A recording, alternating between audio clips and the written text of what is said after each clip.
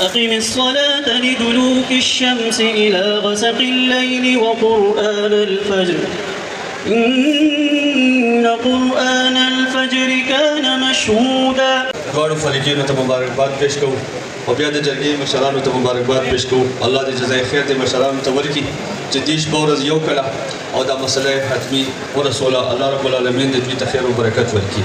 دا د الله رب العالمین په موږ باندې احسان دی چې زموږ علاقو کې داسې مسایل راشي. الحمدلله دا مشران په سټیج موجود دي او د دې مشرانو شپه ورځ کوششونه دا وي چې په دې ملک کې امن راشي، دلته کې جوړ راشي. محترم معزز دوستانو، زموږ په سر باندې لویې ذمہداریانې پرتې دي.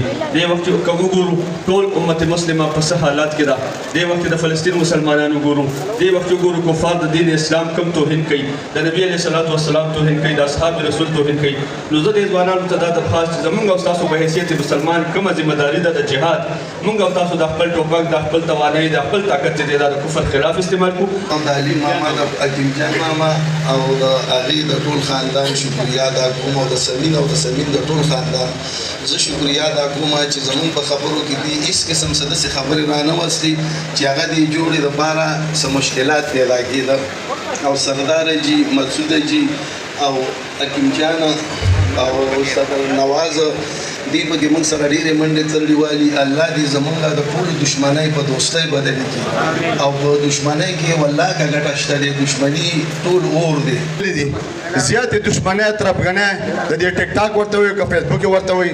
موږ خو ساده د کلي خلک یو، د دې نه جوړېږي. زموږ خپل هم بدیانې دي.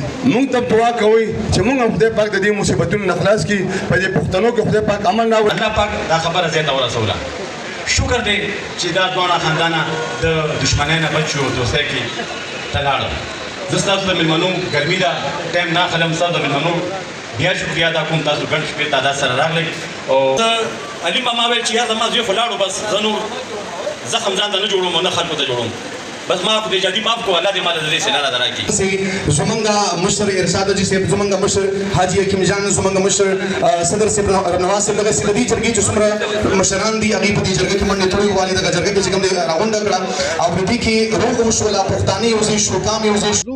نن بیا یو د خوشحالۍ ورځ ده او دا نن د خوشحالۍ ورځ چا جوړه کړې ده، څنګه جوړه شوې ده، د چا چې دې شاته محنت دی. حاجي ارشاد نامي ګرامي هغه موږ سره موجود دی، هغه سره خبرې کوو. حاجي صاحب څه به وایي؟ اعوذ بالله من الشیطان الرجیم، بسم الله الرحمن الرحیم. ټولو نه مخکې خو زه د علیم ماما او د علیم ماما د ټول خاندان شکریا ادا کوم، د هغې او د سمین او د اسرا. زمونږ په منځ کې داسې یو خبره رانه وسته، څه شرطونه پکې نه وو، څه پکې نه وو. او موږ پکې خپل کوشش وکړو، حکیم جانو، سردار جي، مسعود جي او موږ ټولو پکې منډه ترړه وکړله او 2-3 میاشتې پکې خواري وکړله. د هغې خوارۍ رنګ نن راغی چې تاسو یې ګورئ.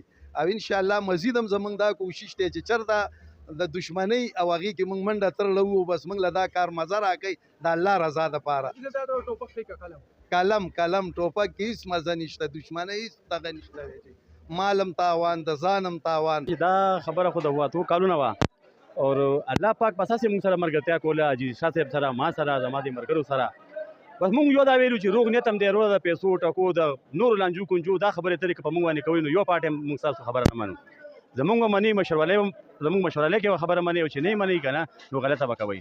موږ د دواړو پارټیانو شکرګزار یو چې موږ ورته ویل چې دا خبره دغسې ده، بس هغوی به را سره اګري کېدل.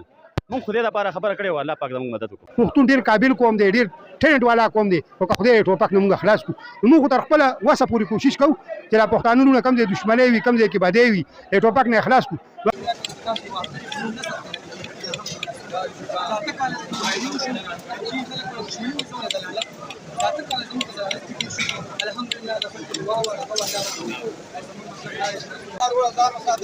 دشمني اور دی، خاندان نه اور دی، کورونو نه اور دی، بال بچ نه اور دی، ښځو له او نرو له دواړو له اور دی.